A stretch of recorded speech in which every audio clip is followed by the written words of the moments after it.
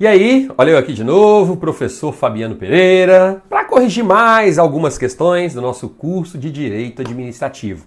Você sabe muito bem, né? Se você não é inscrito no canal, se não é inscrita, clica aqui para você se inscrever no canal, porque isso é muito importante para mim, porque quanto mais o nosso canal crescer, mais conteúdo de qualidade vou disponibilizar aqui para você. E além disso, lembre-se de que o nosso curso funciona da seguinte maneira. Eu vou colocar a questão na tela, você vai pausar e vai resolver a questão. Aí você vai aqui no comentário e vai deixar. Eu penso que é a letra B, eu penso que é a letra C, etc. Vai fazer isso em relação a cada questão. Isso é importante, não só para mim, quanto para você. É importante para você porque você vai perder aquele receio de chegar e marcar errado. Eu tô com receio de resolver a questão, porque eu posso marcar errado, fica feio para mim. Feio é errar a questão no dia da prova. Agora você está aqui para errar mesmo, é para aprender, é para você se habituar a resolver questões, tá bem? É para isso que serve o nosso curso. E para mim é muito importante, porque você marcando as respostas nos comentários, eu consigo identificar quais são as questões que suscitaram maior índice de erros, quais questões a pessoa acertou mais, e aí eu consigo selecionar de forma mais criteriosa as próximas questões que estão por vir. Então esse é o nosso objetivo, tá bem? Vamos lá então, corrigir hoje 3 questõezinhas básicas da Fundação Carlos Chagas. Vamos lá. Questãozinhas básicas da Fundação Carlos Chagas. Questão aplicada recentemente aí no concurso de 2019 do Tribunal Regional Federal da 4ª Região. Determinado município pretende descentralizar o serviço público de limpeza urbana e de manejo de resíduos sólidos. Descentralizar me faz lembrar de criação, criação de entidade. CE. Criação de entidade, ou seja, entidade que tem vida própria. Desconcentração me faz lembrar de criação de órgão, CO, criação de órgão. Em vista das alternativas disponíveis, caso opte por constituir uma autarquia, não será necessário promover o registro do ato constitutivo, pois a natureza de direito público dessa entidade dispensa tal providência. Certinho. Resposta letra A, de cara. Então vamos lá. O processo de criação das entidades que integram a administração pública indireta, ele despenca em prova de concurso. Mas é muito mesmo. E ele é muito simples, ele é muito básico, ele é muito fácil e está previsto no artigo 37, inciso 19 da Constituição Federal. Então lá está escrito o seguinte: as autarquias, elas serão criadas diretamente por lei. E não é qualquer tipo de lei, tem que ser uma lei específica. Então a lei específica cria a autarquia. É a lei que concede à autarquia personalidade jurídica de direito público. A autarquia, para que tenha personalidade jurídica, não precisa ter os seus atos constitutivos registrados no cartório de pessoas jurídicas ou na junta comercial, nada disso. Quem precisa ter os seus atos constitutivos registrados no órgão competente para adquirir personalidade jurídica é a Fundação Pública de Direito Privado, a empresa pública e a sociedade de economia mista, ou seja, as entidades de direito privado. Porque as entidades de direito público que integram a administração pública indireta, elas são criadas diretamente por lei específica. Então não é necessário fazer o registro dos seus órgãos constitutivos. E aí a letra A está correta. B. Caso opte por constituir uma empresa pública, não será necessária autorização legislativa. Errado! Será necessária sim. Tanto para a criação de uma empresa pública quanto para a criação de uma sociedade de economia mista, exige-se uma autorização que será dada por meio de lei específica. A lei específica, então, não cria, ela apenas autoriza a criação. E essa entidade ou essas entidades, empresa pública e sociedade de economia mista, somente serão efetivamente criadas depois que for feito o registro dos seus atos constitutivos nos órgãos competentes, como eu disse agora há pouco. C. Caso opte por constituir um consórcio público, deverá publicar chamamento de projetos para que outras entidades interessadas venham a manifestar o interesse em se associar. Não há nenhuma necessidade de fazer chamamento de projetos, né? Por quê? Porque se for necessário, se for conveniente criar essa entidade por meio, prestar, né, esse serviço por meio de um consórcio público, os entes é que vão se reunir e definir quem é que vai integrar o consórcio. É assim que funciona. Não há necessidade de fazer um chamamento público para todos os interessados se manifestarem, não. Simplesmente aqueles que demandam essa mesma necessidade vão se reunir e criar um consórcio público. D. Caso opte por constituir uma fundação pública, não será necessária autorização legislativa, pois a criação de tais entidades decorre do poder regulamentar autônomo. Errado. Cuidado que existem duas espécies de fundação pública. Tem a fundação pública de direito público e a fundação pública de direito privado. A fundação pública de direito público, ela é criada diretamente por lei específica. E a fundação pública de direito privado tem a sua criação autorizada por lei específica. São duas situações diferentes. Mas, de qualquer forma, precisa de lei, não é por decreto. Letra E. Caso opte por constituir uma sociedade de economia mista, deverá obrigatoriamente dotá-la da forma de sociedade de responsabilidade limitada. Errado. Qualquer sociedade de economia mista tem que ser criada com status de sociedade anônima. Grave aí. Sociedade de economia mista tem que ser obrigatoriamente sociedade anônima. Sociedade de economia mista, sociedade anônima. Acabou. Não se admite outra forma jurídica. Não pode ser sociedade por cota de responsabilidade limitada, não pode ser sociedade comandida de ações, nada. Tem que ser obrigatoriamente sociedade anônima. Portanto, questão 16, realmente a resposta é a letra A. Vamos avançar mais um pouquinho? Vamos lá. Questão 17. A questão 17, também deve ser C, diz o seguinte. O Ministério da Saúde necessita promover uma licitação a fim de contratar o fornecimento de um lote de 3 milhões de fraldas geriátricas descartáveis para uso nos hospitais federais, descrito esse objeto com base em especificações usuais do mercado. Especificações usuais do mercado. O valor estimado da contratação é de 5 milhões de reais. Então perceba aí que essa informação vai repercutir diretamente na resposta. 5 milhões de reais é o valor da contratação. E a entrega se dará até o final do exercício fiscal. Em vista das características da aquisição e à luz do que dispõem as leis federais sobre licitação, são elegíveis as seguintes modalidades. Quais modalidades podem ser utilizadas nesse caso? Eu não sei, tenho maior dúvida sobre isso aqui. Cara, eu vou ter que ir por eliminação. Vamos lá. Primeiro, será que eu posso utilizar aqui a modalidade leilão? Cara, leilão não vai ser, porque leilão é quando a administração quer vender alguma coisa. Quem dá mais? Quem dá mais? É quando a administração quer vender alguma coisa. Vender produtos inservíveis, vender bens legalmente apreendidos ou penhorados. Não é isso? Então é para vender. Então leilão não vai ser, que a administração quer comprar. Então a letra A eu já descartei. Tá bem? Tomada de preço e convite. Olha, convite eu tenho certeza de que não é. Sabe por quê? Porque convite é utilizado para valores muito pequenos.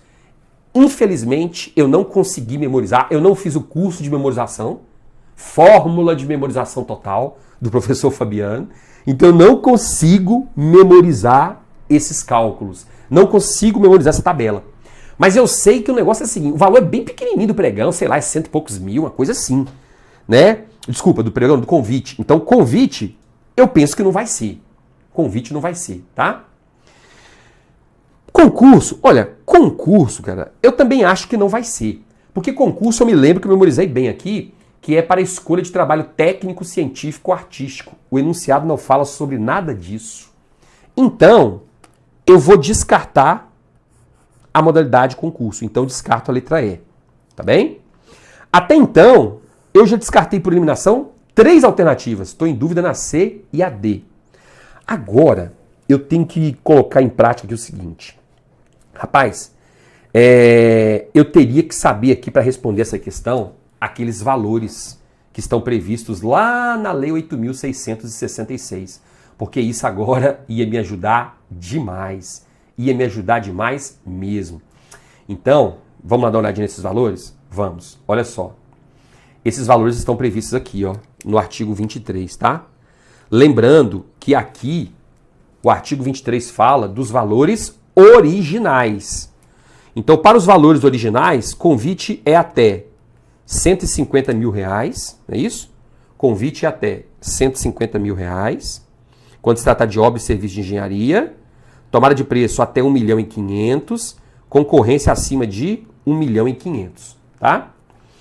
E para compra de serviço que não seja de engenharia, convite até 80 mil, tomada de preço até 650 mil e concorrência acima de 650 mil. De cara, então, eu já sei que a gente vai utilizar essa segunda tabelinha, que é de baixo, porque não tem nada a ver com obra e serviço de engenharia. Só que essa tabelinha aqui, ela está desatualizada.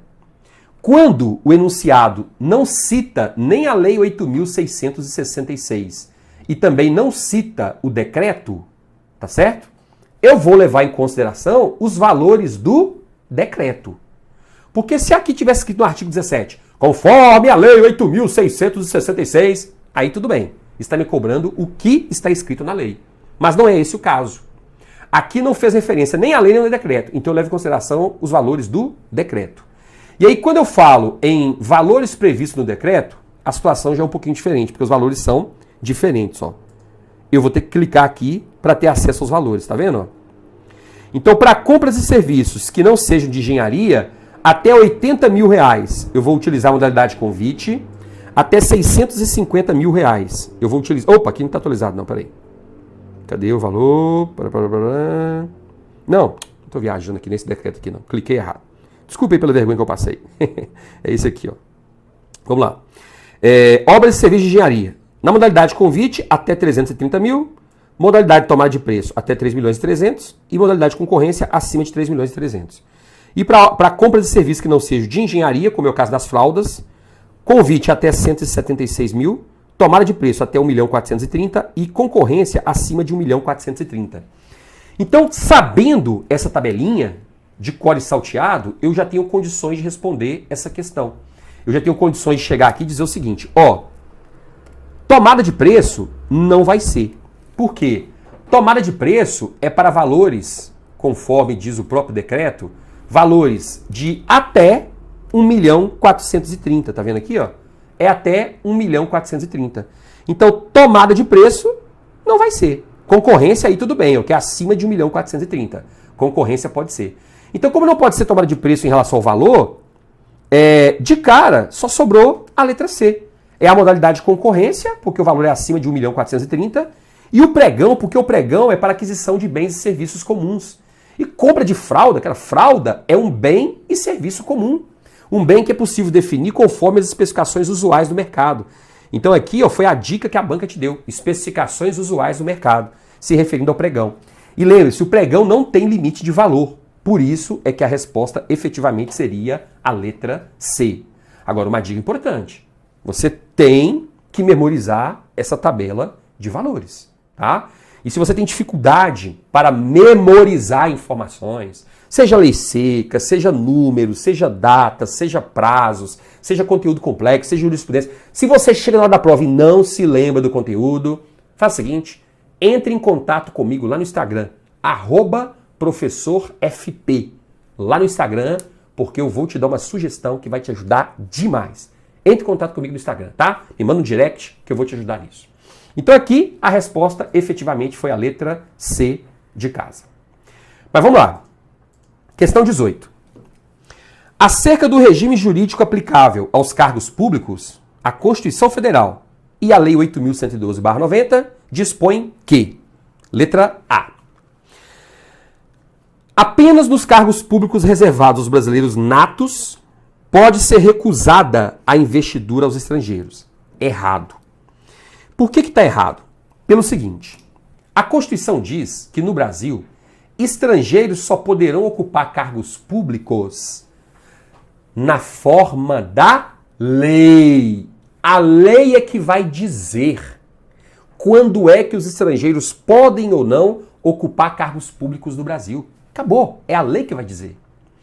Então aqui está dizendo que somente os cargos reservados a brasileiros natos, somente nesses cargos, é que pode ser recusado o provimento de estrangeiros. É errado, não é só nesses cargos. A lei que vai dizer quais são as condições. E hoje, a lei diz que os estrangeiros só podem ocupar cargos públicos no Brasil nas universidades públicas federais. Cargos de técnicos, cientistas e professores. Universidades públicas federais. Em outras hipóteses, eles não podem ocupar cargos públicos. Então não é só de brasileiro naturalizado que eles não podem. Compreende? Então muita atenção. É a lei que vai dizer. E hoje a lei já diz. Cargos de técnico, científico e professores, eles podem exercer lá nas universidades públicas federais. Quando eu digo cargo científico, né, é o cargo de pesquisador, por exemplo, de cientista. Então, a letra A não é a resposta. B. Somente os servidores titulares de cargo efetivo podem exercer funções de confiança. Certinho. Aí você não pode confundir função de confiança com cargo de confiança. A função de confiança só pode ser exercida por quem já detenha um cargo efetivo. Por exemplo, eu, Fabiano, sou servidor da Justiça Eleitoral. Em cada zona eleitoral existe um chefe de cartório. O chefe de cartório, em regra, ou é um técnico ou é um analista. É quem já possui um cargo efetivo. E para exercer essa função de confiança, aquele ocupante vai receber R$3.000 a mais. Compreende? Então não pode ser qualquer pessoa. Tem que ser alguém que já detenha um cargo de provimento efetivo para exercer aquela função de confiança. Por outro lado, o cargo, por exemplo, de assessor de desembargador é um cargo de confiança. Assim como o cargo de secretário de Estado, secretário municipal, ministro de Estado, são cargos de confiança, que podem ser providos por qualquer pessoa, seja servidor ou não. Independentemente de nunca ter feito um concurso na vida. Pode ocupar um cargo de confiança. Então essa é a diferença. Letra C. A aptidão física e mental deve ser apurada antes da nomeação para o cargo. É óbvio que não, né? Primeiro se nomeia e aí se faz o teste da aptidão física e mental. Ok? Depois da nomeação e antes da posse. D. A readaptação é a reinvestidura do servidor estável no cargo anteriormente ocupado ou no cargo resultante de sua transformação, quando invalidada a sua demissão por decisão administrativa ou judicial. Errado. Isso não é readaptação. Isso é reintegração. Readaptação não, reintegração. E letra E. A investidura de servidor em cargo de natureza eletiva sempre impõe o seu afastamento do cargo efetivo de que é titular. Errado. Por quê? Vamos supor que Doquinha seja técnico do Seguro Social. Ele foi eleito para o cargo de vereador. Ele tem que se afastar obrigatoriamente do cargo que ele teve no INSS para exercer o cargo eletivo de vereador? Não. É possível compatibilizar, desde que exista a compatibilidade de horários. Então, às vezes, a Câmara de Vereadores se reúne de 15 em 15 dias somente no sábado de manhã. Eu conheço várias câmaras de vereadores que são assim. Então, cara, não vai atrapalhar em nada eu ser vereador. Porque as reuniões são de 15 em 15 dias no sábado de manhã. E sábado eu não trabalho no INSS. Então não atrapalha em nada. Eu posso ser ao mesmo tempo vereador e continuar exercendo o cargo de técnico no INSS. E aí eu vou receber as duas remunerações, óbvio, já que eu estou exercendo os dois cargos. Então, se houver compatibilidade, dá para acumular? Sim. Mas somente o cargo de vereador.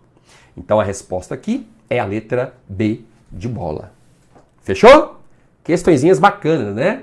Tem muita coisa pela frente. Então, se inscreva no canal, clique no sininho para você não perder nada. Porque aí, sempre que eu postar um novo vídeo, o YouTube já vai te notificar. Opa, chegou o novo vídeo do professor Fabiano. Você vem, já assiste, porque aí vai ter conteúdo de primeira para você. E depois você, se inscrever no canal, deixe seus comentários aqui embaixo com o seu gabarito para eu poder avaliar como é que está a sua produtividade. Combinado? Bons estudos e a gente se vê em breve. Até mais.